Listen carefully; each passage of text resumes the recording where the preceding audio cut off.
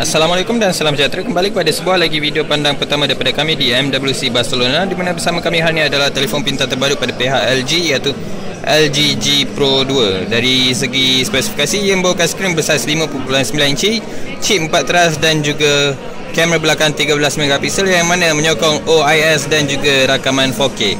Beberapa perkara baru juga turut disertakan pada LG G Pro 2 yang berasaskan Android KitKat ni, di mana salah satunya adalah mini app di mana pengguna boleh pop up sesuatu aplikasi itu dengan mudah, dan sekiranya pengguna hold untuk seketika, mereka boleh membuka lagi satu aplikasi dan membawanya ke bawah.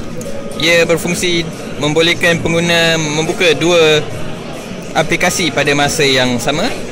Selain daripada itu, pihak LG juga turut dilihat menyertakan sebuah aerial khas pada bahagian atas peranti ini, yang mana kami tidak ketahui lagi bagaimanakah ia akan berfungsi dan mungkin digunakan untuk tujuan televisyen dan sebagainya. Selain daripada itu, beberapa fungsi popular pihak LG seperti Q Voice, Q Remote dan sebagainya turut disertakan bersama-sama dengan peranti ini. Jadi ini adalah pandangan pertama secara ringkas daripada kami untuk LG G Pro 2.